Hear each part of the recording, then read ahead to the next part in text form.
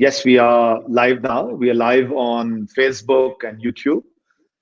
So, good morning and good afternoon, everyone. We have Ambassador Vishnu Prakash with us and Vivek Atre. My name is Atul Khosla, and I am the founder and pro-vice chancellor of Shoolini University, Kasole Hills. We should be starting in another 30 seconds.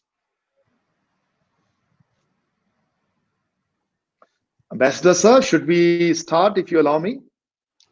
You are the boss whenever you are ready. Fantastic. I think we should wait for another couple of minutes for people to join. We have around 100 odd people now. I would wait for another 30 seconds for. Sure. Whatever you I are. think so. Yeah. Wonderful, Sure. sir. What is the strength of your university? So we are around 4,000 students now, Ambassador Vishnu. Multidisciplinary. So starting point was science, but now we have programs from science to liberal arts to management to biotechnology, hotel management and law. So it's pretty well diversified. And students are from Himachal and of course other parts of the country. So 28 states now and 7 different countries. Oh, which are the countries represented from the neighborhood?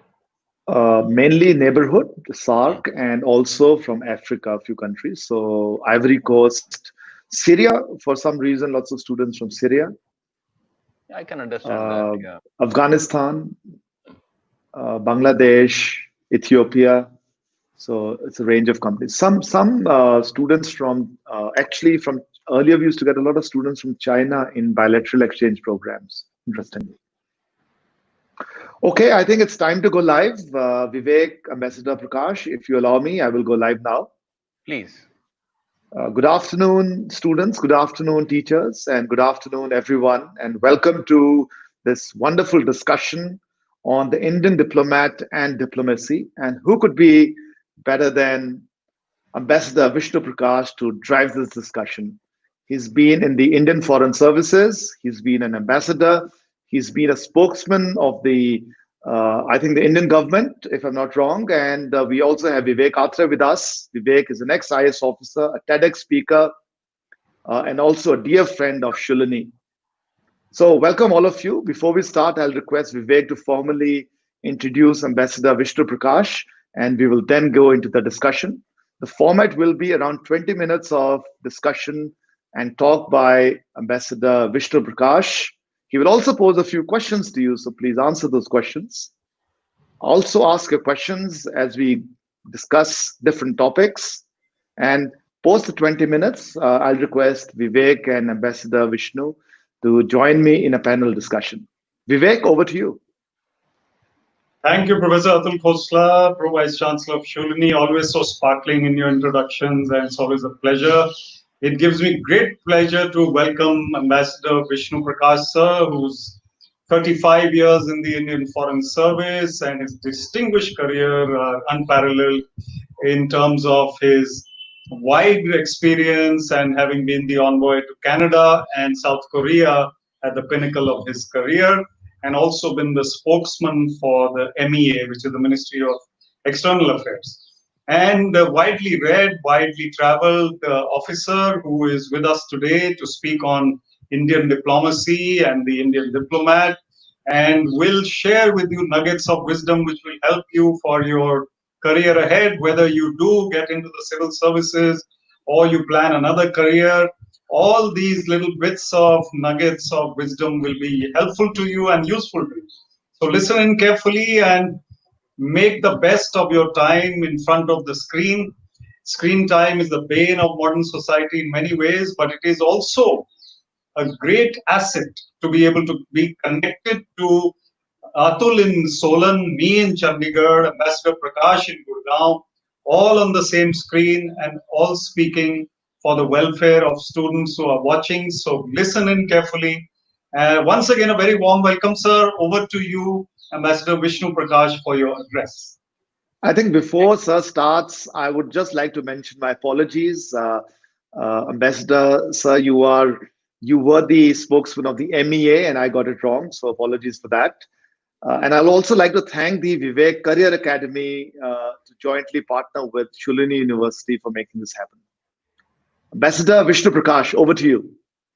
Mr. Atul Khosla, in fact, I should thank you for promoting me from being a spokesperson of MEA to Government of India. So please do commit, elevate me in this fashion continuously. Thank you very much.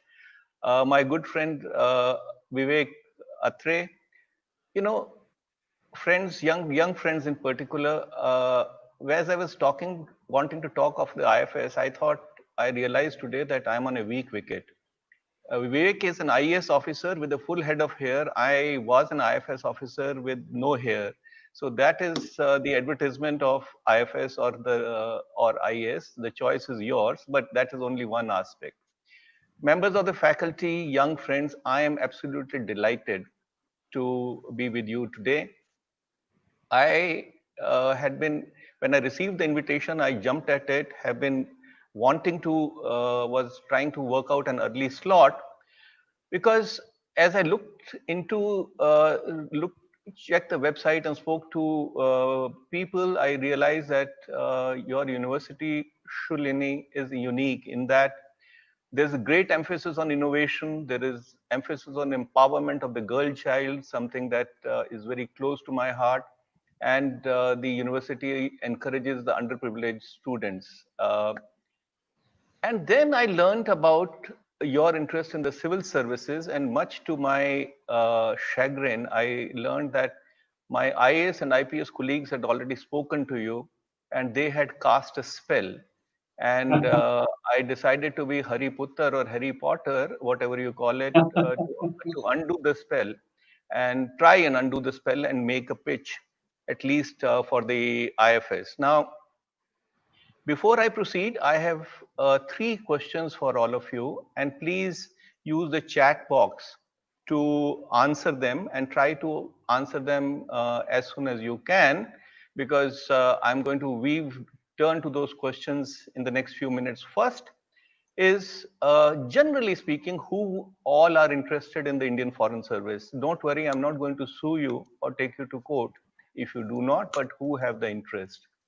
Second question is, can China and India be friends? Let's say in the next 10 years, can we be friends instead of being adversaries or let's leave it at adversaries. And if so, why? And third is that I believe that in today's world, competitive world, and in the when it comes to leaders of today and tomorrow, something which is very important that is called the P factor. I have constructed, it's my construct, the P for Peter, P factor. So what do you understand by the P factor? And now let me tell you very briefly, I don't want to talk about me. I'll be talking about the IFS and a bit about foreign policy. But let me tell you why I wanted to join the Indian Foreign Service, because I had a dream of glamour, a jet set life, fine banquets, rubbing shoulders with the high and mighty, good money, exciting protocol, luxurious life, few pressures, etc., etc. Almost like James Bond. And now, and that's why I joined the IFS. Now, are you guys more interested that this is what my dream was that IFS has to offer? But alas, that was a dream sequence, and I woke up. And the reality is somewhat different. And no, you're not a James Bond. An Indian diplomat, like most of the diplomats, need to slog, shed sweat, tears, and gradually climb up the professional ladder. Let me give you just two instances of how challenging and how embarrassing the foreign service can be. I was a young officer in Moscow. This was still Soviet Union, and it was 1984. At about 10 o'clock in the night, I got a call that the ambassador had chosen me for a very challenging assignment. Important. Obviously, I was thrilled. And what's my challenging assignment? The president of Soviet Union was going to die very soon. He was on the deathbed. And believe it or not, this was Stone Age because there was no internet, there was no SMS, there was no Wi-Fi. So the way you knew about the death, especially in the Soviet Union, was when TASS, TASS, an official news agency, announced that he is no more.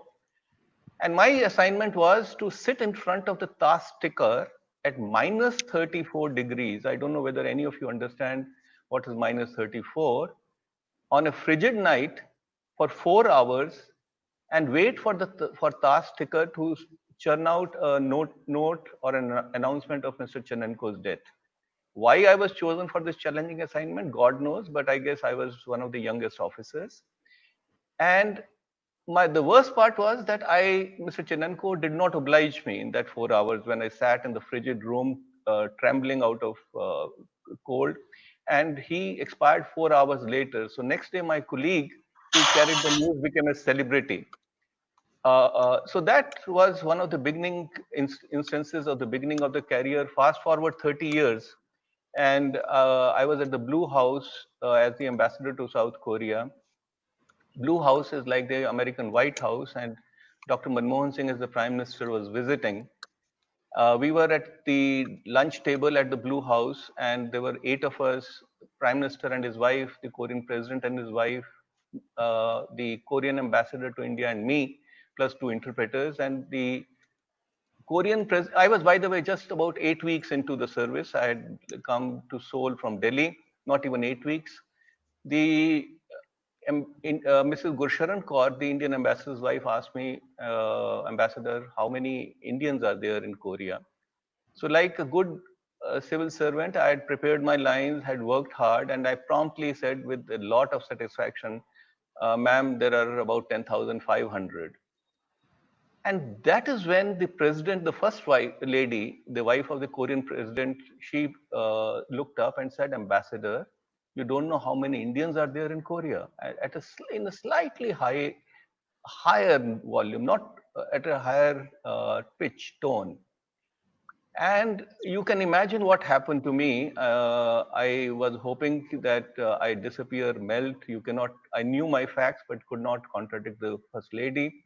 And by now, Dr. Manmohan Singh and the Korean president were also attentive. And she then said that, look, in the year 48 AD, an Indian princess from Ayodhya called Suri Ratna traveled, that's 2000 years ago, traveled to South Korea, married the king of South Korea, and 5 million Koreans who are called Gimhae Kims trace their ancestry to India. And she said, look, I'm also an Indian. Don't I look like an Indian?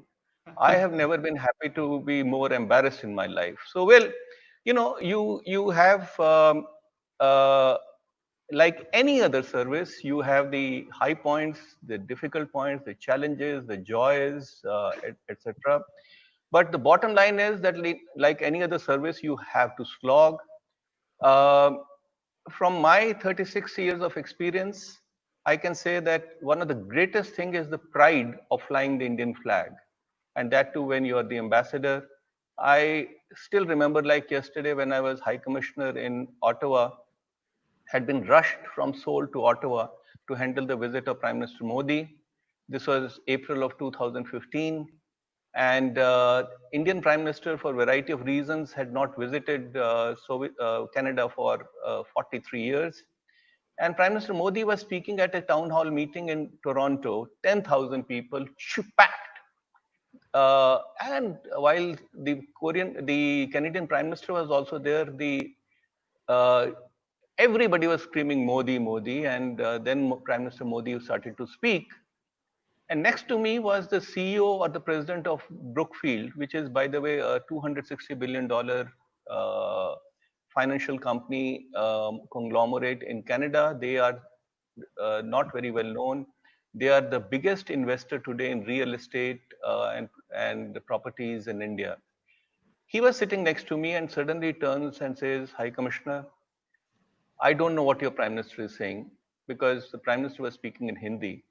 But he said, look, whatever this guy is selling, I'm going to buy. Such was the electricity. Imagine, your weeks of fatigue disappears. You look around and your heart swells with pride. You walk 2 inches taller. I mean, so when you're abroad, you are India. They see whatever you do is what India does. And India's stock is very high.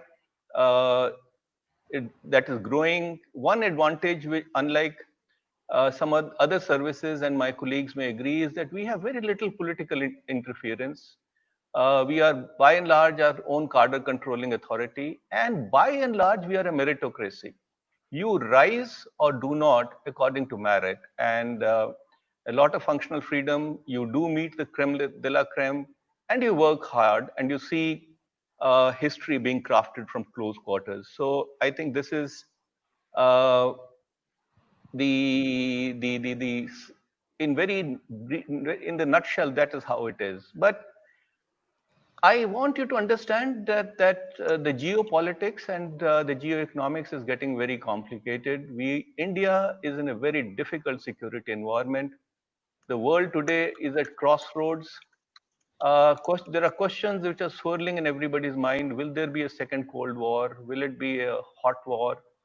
Would it be only a recession, a major recession, or would we see a repeat of the Great Depression of 1929? Relations are never going to be the same again. The international order is not going to be the same again. So there are a variety of things, and but I must say that a few things that any diplomat, or for that matter, I would think any executive in India, but more so abroad, should not be doing. And one is never to criticize your own country. Never. Uh, this is one thing that many of us fail in, trying to win brownie points, and it boomerangs. Uh, Second thing is credibility. You know, there is a saying that a diplomat is sent out to lie for the country. Wrong. In today's world, credibility is so important. In every, always it has been, but in today's world, in the digital world, you can be fact checked in a minute. And once your credibility is lost, you have lost out as a diplomat. So it's very, very important to make sure that you don't get wrong caught on facts. I think the same applies to any service, that your credibility, your reputation precedes you. Uh, then there is the P factor, which I think some of us Indians need to inculcate and to adhere to. Now, can I know whether there are any responses to what is the P factor?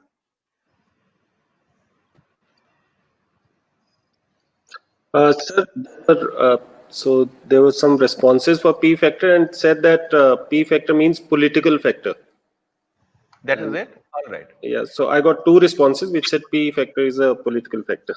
All right. And how many have opted or would? So six like to people join have. the Yeah, six people have opted. Six people have said that they want to pursue IFS, and on.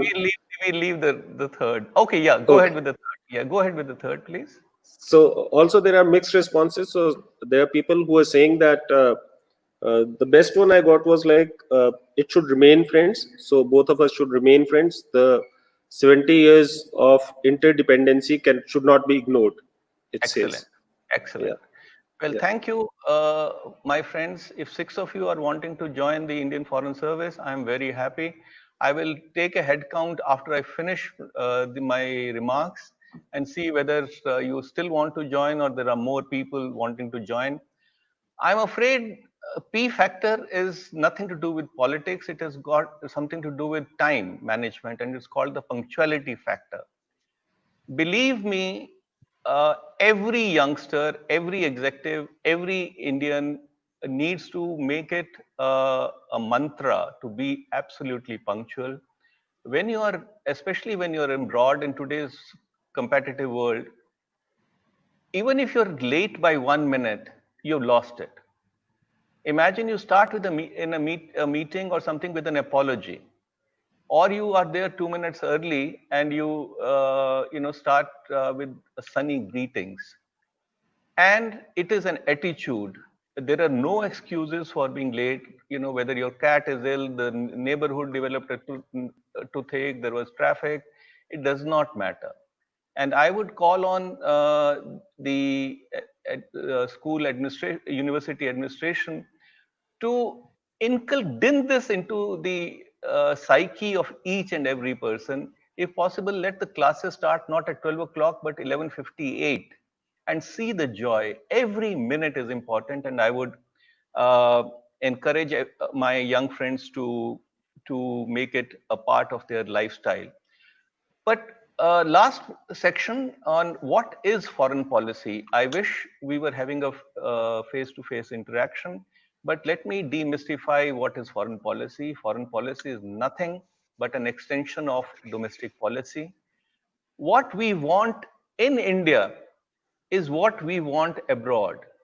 So if energy security, terrorism, that is counter-terrorism, foreign direct investment, cyber security, uh, etc., getting defense equipment, which is in fact as such an embarrassment that we are one of the most, we live in a very difficult security environment, yet we are dependent on imports of defense platforms. But nevertheless, whatever the nation needs, foreign policy is meant to create an international environment and to facilitate that. It is as simple as that, or as difficult as that. We have given priority always to our neighborhood, and increasingly to the P5 countries, that is permanent five, East Asia, ASEAN. One bit I want everybody to understand: in foreign relations or any relations, or for more foreign relations, there are no bhai bhai, there are no bhai bahan. It's the convergence of interests. Personalities matter to a limited extent, but it's the convergence of interests that matter. And as we say in the foreign service or international relations, there has to be give and take. There are no free lunches. If somebody thinks that he or she has managed to get an agreement where only his country or her country benefits, that agreement will never sustain. Last bit: can China be a friend or will remain an adversary or enemy? Let me share with you what somebody said, and that too on the 18th of March 1958. And there's a quote said, Chinese are arrogant. 1958, my friends. Chinese are arrogant, untrustworthy, devious, and hegemonistic. Your watchword should be eternal vigilance. And this was none other than Prime Minister Nehru, who told the Indian ambassador who was departing for China. Chinese love saying that in our long history of 5,000 years, 99% of the time we have been friends. What they do not say is that most of the time they have not been our neighbor, Tibet has been our neighbor. And the problem is that China is an expansionist power. They believe that they are the middle kingdom, which is they are embodiment of the the will of they have a mandate from heaven, and the president or the emperor is somebody who is above earthly laws. They see India as an irritant, as a somebody which is a pretender to the throne. They think that India is punching above its weight. There's a saying in China that on one mountain there can be only one lion. So this mountain is Asia, and they consider themselves lion. China has not ever been sensitive to India's concerns. They want to keep India boxed in our in the South Asian framework. And given their hegemonistic uh, propensities and desire to dominate, being the next hegemon in Asia and beyond, I'm afraid, as somebody who has been posted to China, been a China watcher, I don't think that we can find a modus vivendi with them very easily. Uh, I don't think that they deceived us, because if I don't think we trusted them either, but the fact that we let that happen is something that should let us enable us to rethink our strategy, and we have to do everything possible to push back. China is a bully. And if you turn the other cheek, you are only getting into trouble. You have to look them in the eye and say, no, Mr. China, this is not possible. I'm not saying we provoke them, uh, but we cannot roll over and play dead. And last word, I, for one, think that we should do everything to boycott Chinese goods. Uh, I know that total boycott is not possible. I know that it is going to be painful. But, friends, the question is as simple. 20 years ago, there were no Chinese goods. We allowed them to take over our market. We have a 1.35 billion strong population, a very big market. Why can we not leverage our market? Why cannot we expand our manufacturing base? All of you tomorrow are going to be wanting to get decent jobs, assignments. How can we have create employment opportunities if we have a 60 billion trade deficit with China and let our industries suffer? The choice, in my view, is very simple. Either take a bit of pain now or surrender your economic independence and surrender in economic well-being. Let China gain from India's trade revenues. Let them build their military muscle and let us be at the receiving end. Choice, my dear friends, is yours. With this, let me stop. And one last question, not question, but suggestion. I was telling my good friends that I get very nervous then when there are difficult questions. So they have been very nice to me. Mr. Khosla and Mr. Atre agreed to take difficult questions. So ask all the difficult questions to them. Ask simple questions like, what is my name? What is a cow? How many legs? How many tail, etc. So that we can carry the conversation forward. God bless you. And I look forward to lots and lots of questions. Thank you, sir. What a inspiring talk. I think many of us who never took the profession, should have just taken it up. I was very, very keen to pick up and do take the IFS. Somewhere I became a corporate executive. I don't know why. I wish I'd met you 30 years earlier, Vishnu Prakash, sir. Then I would not have Vivek been in must. the IFS. Then I would not have been in the IFS. You would have taken my seat. But no, no. I was telling you yesterday that what you are doing for the society far exceeds what any of us can hope to do. So your modesty is what is so endearing. God bless you. Thank you. And I'm sure Vivek must be wondering, why he picked up the IS. A couple of questions I have, before we get into the audience questions. I've always been intrigued by the pact and the discussions that Lal Bahadur Shastri had in Tashkent. And of course, we know that our prime minister died of a heart attack over there. At least that's what the official line is. But going to Tashkent, was that somewhere a failure of our foreign policy, or should we have done it like the Shimla Accord? We should have done uh, the uh, the whole session in India rather than somewhere in a foreign country. This is something, thank you for raising this point. This is something that I keep on asking myself, uh, whether we should have had a Tashkent, whether we should have brought in Soviet Union, whether, what we did before Soviet Union, before Tashkent, let me talk Simla. India, and by the way, I am speaking with hindsight, and one sounds very intelligent with hindsight. So you will please cut me that slack. If I were to take a decision today, I would perhaps, I don't know what decision would I take. We have in we have this habit of making grand gestures in the expectation that it will be taken note of, it will be appreciated, that it will not be forgotten. And that has been, I would think, a bit of an undoing of India, because grand gestures are only that grand. Nobody takes it very seriously. They are soon forgotten.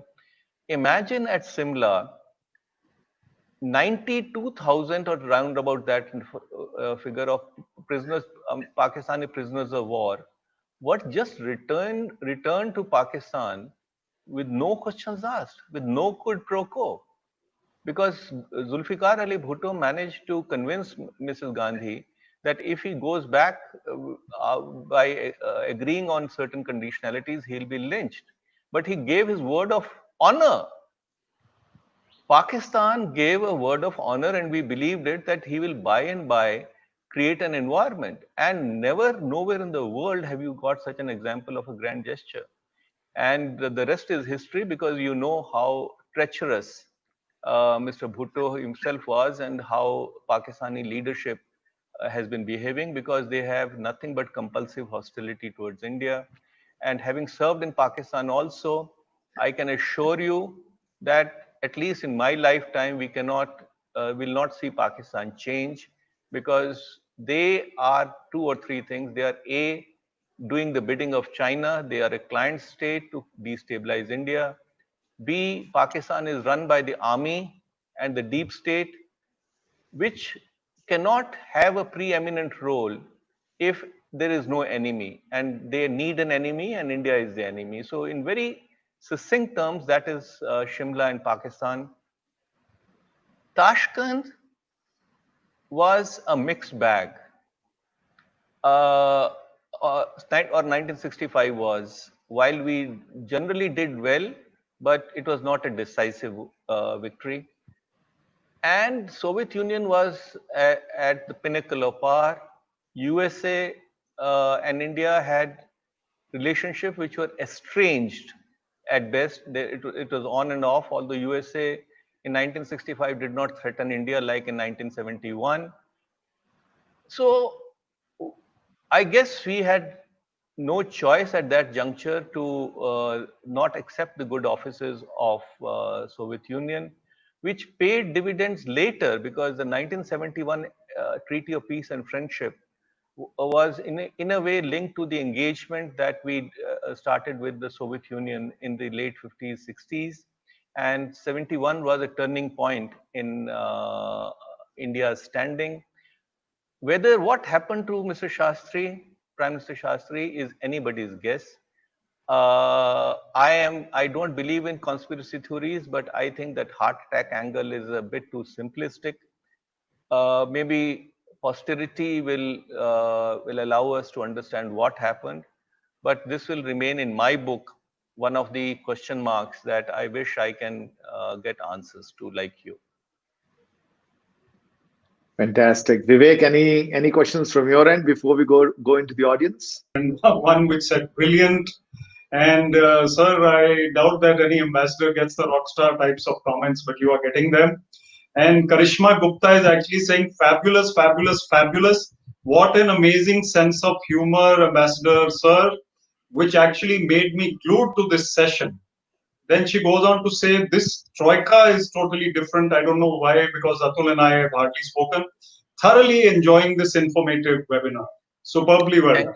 Thank you, Karishma. Thank you, Karishma. If I love to follow you on the social media, I would love to have young admirers like you, and would also like to get your perspective on things. Thank you. There are some questions in the audience, from the audience, Atul. I think Sure. I'll leave mine for the last. So would you like to, should I take a couple? Absolutely. Go ahead, Vivek.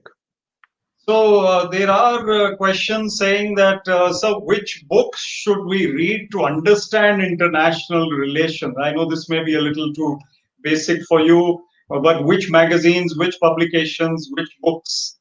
The simple question before we get on to the sensitive ones. Well, I really appreciate your question.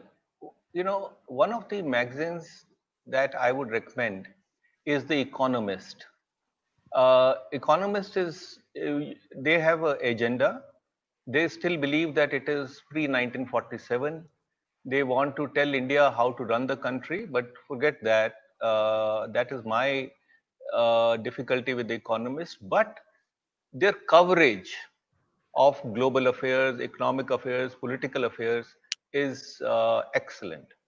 And I would recommend not to get hard copies, but get the digital version, which you can Google search, where you can save. One suggestion before I come to the book is, please start develop a journal in a Word file. Start noting down events. You meet somebody interesting, note it down. You read something interesting, note it down. You know, you get a good reference, note it down. And slowly you will divide it into sections. You will They will be searchable, and you will have a treasure trove of information, which will be your information. And it will be retrievable. I started maintaining a journal. Nobody told me, so I started it about 20 years ago. Today it's about few hundred pages, and it helps me a great deal. You read something or any area of interest, anything. You get a hear of a quote, you hear of an anecdote, just put it down. In terms of a book, I would recommend, and especially your university, which emphasizes innovation and meritocracy, please read a book called The Start-up Nation. The Start-up Nation is it's an Israeli, I forget the author who has written it, and it's, I think, a publication of government of Israel. It is amazing in terms of telling you how competition works, how observation, when your observative things change. It talks about chutzpah, the ability of a youngster to ask questions. And that brings me to the second point. Uh, Please do not take anything that people like me say at face value. Develop a spirit of inquiry. You are, believe me or not, you are brighter than people of my generation. You are a product of a digital age. What we learned at the age of 30, you know at the age of 10, or if not earlier. Develop a healthy spirit of inquiry. Ask why, how, and you will find it will make a very big difference, because the success of a country will depend on three factors. First is innovation, second is innovation, and third is innovation. And for that, you have to have the confidence, you have to have a spirit of inquiry, and you have to celebrate failure. Again, something that we in India have to learn, we babus have to learn. Because how can you have 100% success in anything that you do? That's not innovation. That's not even reverse engineering. That is cheating. If you are to innovate, there are going to be 20 failures. And that is something that unless we understand that, we will not be a startup nation. And just read that book, you will be amazed at what. I'll give you just one example. And Israel is a desert. There was this person who used to drive in a desert some 100 kilometers or 50 kilometers every day. Nothing, just sand. And one day he saw a tree, a stump of a tree with one or two green leaves. Nothing happened. He kept on driving, and after a few days he said, how is there are two or three green leaves or a branch which is green? And he started digging. Guess what? He found an underground water pipe with a microscopic leak. And that gave way to drip irrigation. That is innovation. That is the power of observation. Wow. And I would like all of you with Shoolini, which has a disposition and a framework of innovation. And I will like to call upon the Pro-Vice Chancellor to celebrate youngsters who ask questions, make it mandatory, and let them challenge status quo. You are already a leader in innovation in India. Why in India? The world is your playing field, youngsters. Go ahead and grab it. Next question. So very brilliant and inspiring indeed. Atul? Yeah, go ahead, Vivek. I said so. I was getting goose pimples, as Ambassador Vishnu Prakash was talking. We assure you. So I was actually thinking that I'm going to experiment with an examination where you're not answering, but actually asking questions rather than answering questions. That would be an amazing way to do The an best question examination. gets good marks. Absolutely. Wonderful. Sir, The Economist is also my favorite publication and really, really a joy to read, I must tell you. And the best part about it is they don't have bylines, they don't credit the writer. Only the editor prints her name, and that's it. But you're right about the India bit. They are a little too stern on every country. They don't like the US at all these days. And wonderfully brought out. Will you tell me whether you like you not US? We love US, but certain individuals. Do you like them? Sir, there's one individual I don't particularly like. So, I sir, won't ask this question and make you predict what's going to happen to the elections. I think we'll wait till November for that. But there's one question that comes to my mind, and I think Yash Narta is also indicating over here, which is India's role in the United Nations. And somewhere we've been told that, the permanent seat to the United Nations, we offered that to China, and there was that was a big diplomatic blunder. I wanted to ask you, is that true or is that just, gossip? And secondly, do you ever see India becoming a permanent member in the United Nations, the Security Council? Well, thank you, sir. This is something which I think all of us should be focusing upon, and we should know. As far as my reading goes, it's a fact that USA did not want Communist China to be a member of the UN Security Council, and offered that seat to India. But Mr. Nehru, who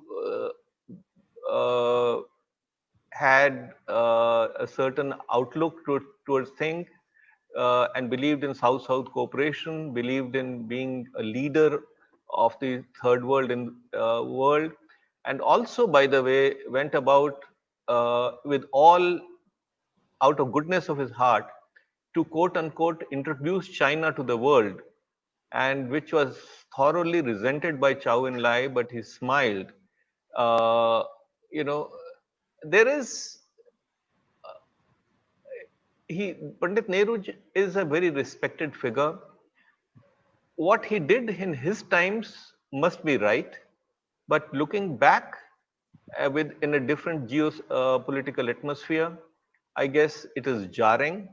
But yes, it seems that it appears that nobody took that offer seriously. When it was made to Mrs. Vijayalakshmi Pandit, she barely reported it to Delhi, and it is still because it was ignored out of hand, so you never know whether it was made in seriousness Mhm. or not serious. But yes, we did uh, not even turn it down, we kind of just dismissed it.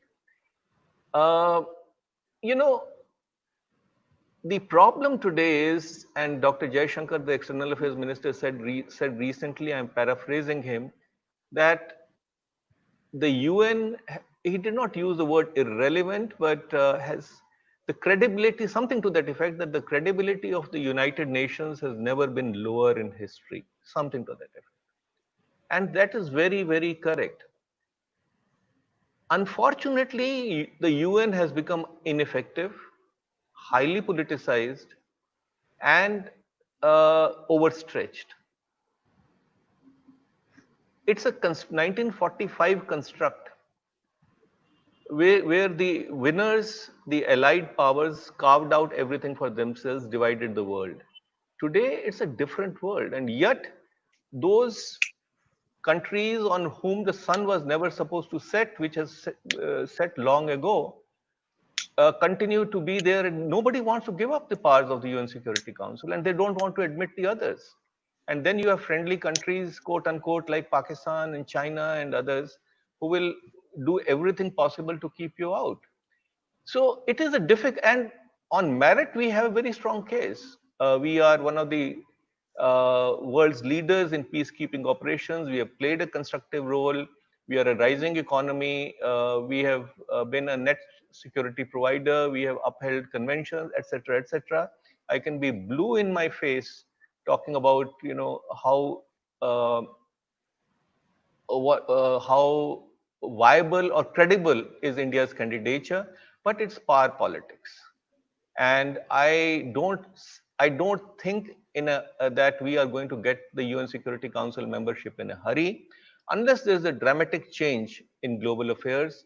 But the difficulty is that today the UN and institutions of international governance, whether it is the World Trade Organization, whether it is World Health Organization, they are they are a shadow of their self. And therefore I said that the world is going towards a massive churning, because there will be new dynamics, new partnerships, and the multilateral organizations will continue receding into the background unless something dramatic happens, which is, in my view, not likely to happen in a hurry. So before we get into more questions, we have one student, Zen Asiba. He's from Syria. He's wishing you good afternoon and saying Good thank you very afternoon, my much for friend. your use. So I think that comes to my next question. India's Arab policy. We used to be very close to the Arab world, and I think we are sort of slightly changing on that, at least from the outside that appears. So what's our stance towards countries like Syria or other members of the Arab world? I would, with all due respect, beg to disagree there that we are changing our stance towards the Arab world. In fact, under Prime Minister Modi, the amount of effort that has gone into cultivating the Gulf region and the other countries is unprecedented. I have never seen our relations with the Arab world in general and the Gulf countries in particular being so good and so dynamic as we have now. So, but earlier, engaging Arab world meant that you shunned others. That has changed. Why should we shun others? We are a rising power. We have serious interests. We have serious security concerns. Why should we, for example, since Vivek told me, not to be too diplomatic, and I do not hold a position in government. Let me be frank. Arab world being pro-Arab meant being anti-Israel. Being pro-Arab meant being anti-West in some ways. Why? Why, why cannot be friends with the Arab world and with Israel? We have had wonderful civilizational ties with the Arab world, and we have a great relationship with Israel. Israel is becoming our very important security partner in the field of agriculture, in the field of innovation, in the field of technology. And Arab countries themselves are cultivating Israel, but they are doing it quietly. And frankly, in today's world, it is not either or. The jargon is and also. And please understand, my friend, at the end of the day, what matters is not uh, who the leader is, what the slogans are. As I said, there is no bhai bhai, there is no behan behan. It is interests, interests, interests. Every country, including yours, will do what is in its national interest. And the job of diplomats is to try and to to identify convergences in national interests to build relations. And we like it, we don't like it. That is how the real world is. Last point, I get very irritated when we hear, oh, this country is very transactional. And please do check up the meaning of being transactional. Uh, at times, being transactional means being opportunistic. But there's a difference. Transactional means that when you have a need to do something, you do it. When you do not have a need to do something, you do not do it. Charity does not sit on the board of directors, as they say. In a company, you have CSR, but then you have to run a company. Similarly, a country will do what is in its national interest. Check any country. No country will do anything otherwise. We all package it. We all use diplomats. We all use fine language. But at the end of the day, if I have uh, tell you exactly, demystify it, that is what relationships are all about. Fantastic. Vivek, for you Yes, to ask a couple of questions. I think we have time for two yes. more questions. Sure. I have a question from Dr. Vivek Rana, who's a senior faculty at our Vivek IAS Career Academy. We have a couple of Viveks there. So his question is India's intention to involve Australia in the Malabar drill. Can it be construed as a move directed against China? Is it in our interest, and is it the right time for India to shed its traditional defensive approach? The second part of your comment about shedding the traditional defensive approach, I would agree with that, because nothing, my friend, is static. Nothing is static. At times, I'm asked, or people on these days, we have very learned TV debates where there are 10 panelists and one anchor, and the anchor speaks for 30 minutes, the panelists smile and grunt, and that is called a TV debate. And there you are asked, why did India say something 10 years ago? What? I mean, if you're a stone, you say the same thing. If you are a dynamic country, things change. Now, on the security front, we have to recalibrate things. It cannot be business as usual, because we are in a very difficult security environment always, and it has just got more difficult. So a construct of the 1950s of non-alignment is no longer relevant today. That is one. Secondly, when you say directed against a country, well, it is directed towards India's security interest. And we do not have a security architecture which is strong enough in Asia. Hitherto, the US was the net security provider, guarantor of security. US's commitment is no longer certain. I would not say that they have turned inwards, but there is a question mark. End of the day, every country is responsible for the security. The buck stops on the table of Prime Minister Narendra Modi, and he has made it very clear that we will do whatever it takes to secure Indian borders, to secure our defenses. Australia is an important power. Australia has shown amazing leadership, the present Prime Minister, where despite very serious, very close economic interests, when it came to national integrity, national prestige, national security, he told uh, China where to look, which tree to climb on. China, Australia, Japan, USA, and India are members of Quad, or the Quadrilateral. Hitherto, it was a dialogue of like-minded countries to compare notes, to stake out common positions wherever possible. We have already elevated that to the foreign minister level. I think this dialogue will become stronger, this engagement will become stronger. If some country, it is not in the against any country, it is in support of the countries that are engaging in this dialogue, and for the democratic countries in Asia and beyond. If any country thinks that it is otherwise, it is good luck to them. But it is time, last comment of mine, it is time for like-minded countries to come together, speak in a common voice, and convey to Mr. China exactly, if I can give a message of what is to be conveyed, is that Mr. China, you cannot behave like this.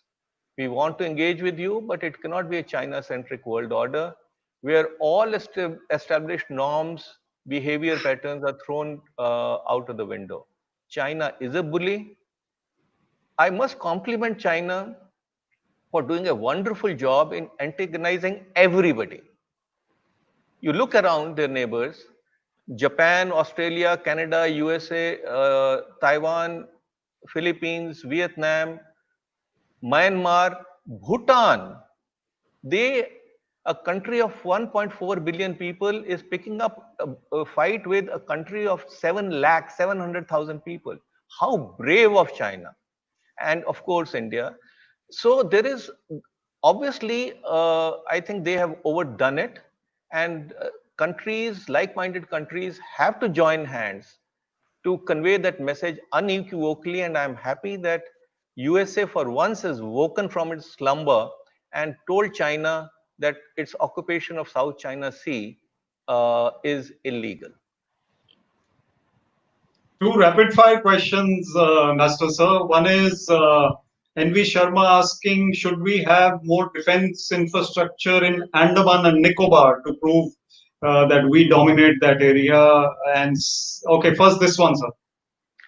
Well, I don't know about what we need in Andaman and Nicobar, but what we need is a greater, we need to further strengthen our defenses and capabilities. And I must say that in the last few years, that process has become has got energized. And that is one of the reasons why China is getting restive, because our infrastructure along the LAC is getting stronger. But Andaman Nicobar Island is very important in our security paradigm. And I'm sure the decision makers are doing what is needed to be done. Sorry, that was not a rapid answer, but rapid enough. Rapid enough.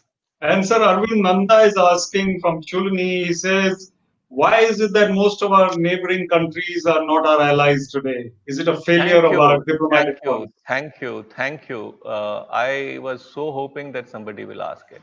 And no, sorry, I cannot give a rapid answer to that. So I will take Sorry, please. 1.5 minutes. Many factors. First of all, I would like you to tell me, ever if you can, whether there is one country in the world which has impeccable relationships with the neighbor, anywhere. It is not possible. If you are stronger to a country than another neighbor, there's a problem. If you're weaker, there's another problem. There is problems of proximity, there is problems of familiarity, there is problem of envy, there is problem of whatever. There is Canada and USA are examples of two countries which are cannot be closer. $2.5 billion of trade every day, people to people relate. Even they have difficulties in the relationship. That said, India, given her size, is the largest of countries in South Asia. Our GDP is more than the GDP of all South Asian nations combined. When there is bound to be concerns about a neighbor which is so strong, at times we do not understand our power vis-a-vis our neighbors. So the mistake that we have at times committed is to use a language which will sound normal to any other country, but it raises apprehensions amongst the neighbors.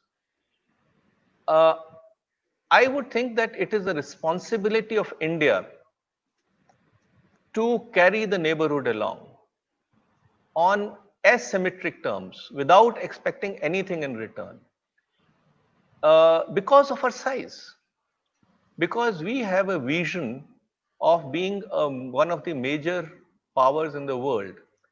And it's like a family. If you have difficulties in your family and you are traveling abroad, there are going to be apprehensions. So neighborhood, given the size of our neighbors, they will have apprehensions, right or wrong. They will play the China card. Nepal will play it, Sri Lanka will play it, Bangladesh will play it. Why will they not? They have developmental needs. They fear India, they respect India. So they will play it. And if we cannot take steps which we can take against a normal major power, where you need reciprocity. With neighbors, you cannot have reciprocity. So we have committed mistakes.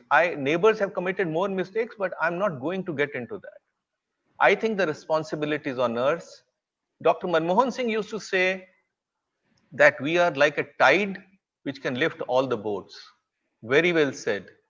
But think we need to walk the talk. We need to not be thin-skinned, and we need to be have an asymmetric relationship. Now, just last point. Take the case of 2 points. One, Pakistan. Pakistan is a very different case. We need not waste our breath with Pakistan. So I am completely in agreement with this government that terror and talks cannot go together. So let's leave it outside Pakistan. If SARC does not work, let it not work. But with other countries, including Nepal, while Nepal is engaging in petty politics, but can India also do that? Does it behove India? Look at your power, look at your size, play your role. And you cannot have South Asia for India only. Those times are gone. Fantastic. I think we've almost come to an end, Vivek, Ambassador Prakash. So just one thought and one question. So first, the question to you.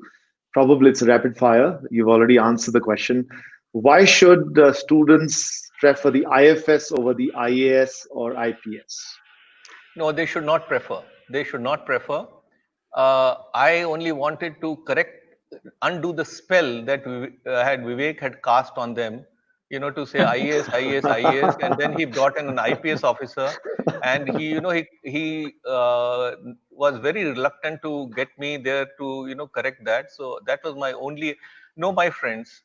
First of all, you be the judge of what you like to do. You are there in the civil services to serve the nation. Whatever is your cup of tea, follow that. Follow your heart.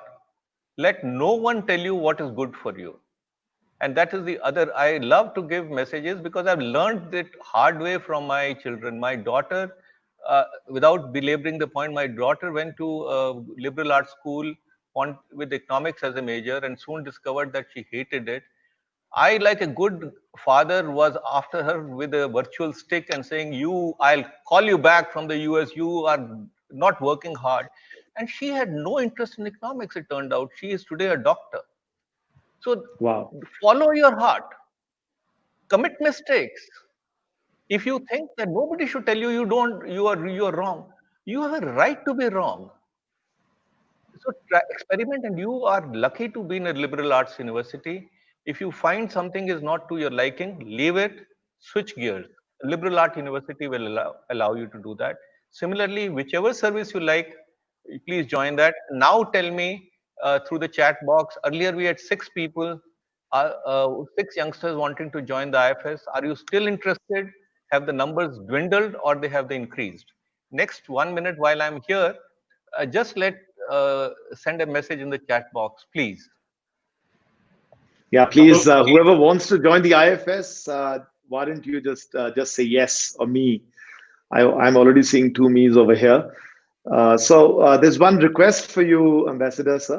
Poonam Nanda, who's also with us today on this webinar, she's the Dean Student Welfare. She's requesting if she can have you as one of the speakers in our induction program for new students when it starts. So I hope you will say yes to that. I will not say yes. I'll say yes 3 times. I'll be very happy to do that. And I would very sincerely like to thank my good friend Vivek and Atul now to invite me for this interaction.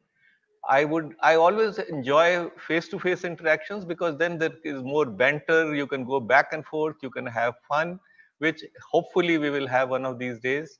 But I must say that this has been one of the most enjoyable interactions that I've had in the recent weeks and months. Thank you. I was just counting across all the different forums. You've got 8 yeses so far, so it's gone up by 25%. Good. No. That's 33%, my friend. That's 33%. That's right. Yes. You're right. Your maths is better, despite the fact that I claim to be an engineer.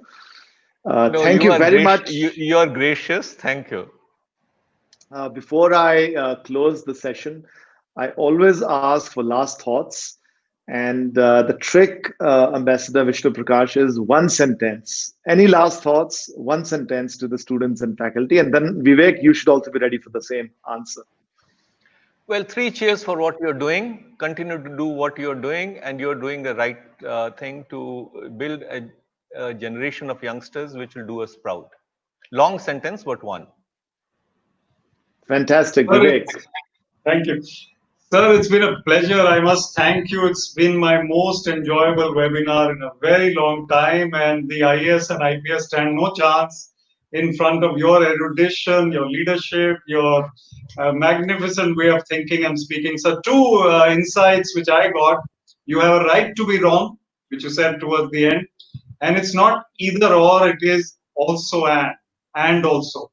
These two insights were absolutely valuable. I think the students of Vivek IS Career Academy and Shoolini University and everyone who's watched really loved this. So, Atul, a little long sentence with ands, but over to you. Thank you. Thank you very much. That's why, asked you to make it short because I knew it could go into, a few minutes. No, I'm just joking with you, Vivek. But this was absolutely exceptional, Ambassador Prakash. As you were speaking, I was feeling very proud that I'm part of Shoolini and we can organize these absolutely lovely discussions. The students are, I think, so lucky that they got views from someone like you. I mean, absolutely amazing thoughts. And I'm really thankful to Vivek and the Vivek Career Academy for making this happen. And I so wish, honestly, if these type of sessions had happened when I was in college, who knows, my destiny might have been different. So thank you very much, sir. We will take your feedback very seriously. P is the future for Shoolini. So we will introduce P. So Poonam, you're listening, right? So P has to become a value of Shoolini. It already is. Before we close, Vivek, I will give one small anecdote on P because this is what happened to me when I went to Zurich and I worked over there for a few years. I was meeting with the CEO of Credit Suisse, and first I reached his office half minute late, and his assistant looked at me with a leper stare and said, "Why are you late?" And I looked at it and said, "Oh, I'm not late." Anyway, next time, Ozzy and I, who was the CEO, were going over to the training center, which is in the outskirts of Zurich, and we were standing at the railway station of the main railway station of Zurich, Flughafen, and the train was supposed to come at 11:59. So the seconds clock reached 11:59, 0 seconds, and this guy is not twitching his fingers. You could see that he's impatient. Another 20 seconds, he's sort of walking down the pavement, the station. Another 20 seconds down. So it's now 40 seconds late. He says, "What's happening to us? This nation is going to the dogs." 40 seconds late, right? And then the train comes in. And as the train came in, I said, "Ozzy, I have to tell you a story. I used to take the train from Kanpur to Delhi called the Northeastern Express. The expected time was 1 o'clock. My exams would finish at 5 o'clock. 99% of the time, I would catch the train. So 4 hours late. And 3 times I caught the train, which was running 24 hours late. So I'll just rest my case over here. We need P in India. I think it's so, so, so important. Over to sir. Yes. I need to return the favor by sharing a very quick anecdote on P factor. It was 1991. We had just started economic reforms, and one of the senior ministers wanted to. I was posted in New York. He wanted to come to make a pitch, and I was doing commercial work. I'll not name the minister. He wanted to meet the CEO of American Express. 1991, immediately after the initial economic reforms, and it fell upon me to to get an appointment. I had some contacts, tried very hard for days, got 20 minutes for the very senior cabinet minister, 20 minutes, and that too in his office. He will not go to meet the minister. The minister will go to meet him. Long story short, minister agreed. I was told that, my dear friend, if your minister takes 21 minutes, you are a persona non grata with us. So literally my 2 years of engagement with that organization was at stake. I told the minister again and again, as delicately as possible, that, and the minister reached 5 minutes early. Imagine an Indian minister reaching 5 minutes early. No hellos, I mean, short greetings. No, how are you? How is the weather? How is your mood? How is the color of your tie? Straight came down to business. I did not hear a word of what he was saying. I was looking at the watch. I was sweating, and at 19 minutes, 40 seconds, he wound up, stood up, and said, Mr. CEO or Mr. President, you had 20 minutes. I am giving you 20 seconds back. And the CEO of American Express smiled for the first time. He said, Minister, sit down. I see some changes happening in India. We have 1 hour now to talk to each other. Wow. I wish we understand the value of time. And your university can inculcate that. And last, time and spirit of inquiry. You will produce world beaters. You're producing India beaters. Now you'll produce world beaters. Thank you. Thank you, Ambassador Prakash. In the spirit of time, we are running 10 minutes late, so I'm going to No, say we thank you had to a all of 15-minute you. cushion. We had a 15-minute Yes, cushion, yes. so we are 5 minutes early. Yes. Okay, I got it. But I think we've been able to keep the audience with us. I think that just shows the power. I'm having lots of people saying thank you. And I would also like to say thank you, sir. I will also call you after this. Truly appreciate. Vivek, thank you very much. Thank And you. to everyone, be safe, Thank you, be Vivek, happy, and and see you soon. Bye-bye.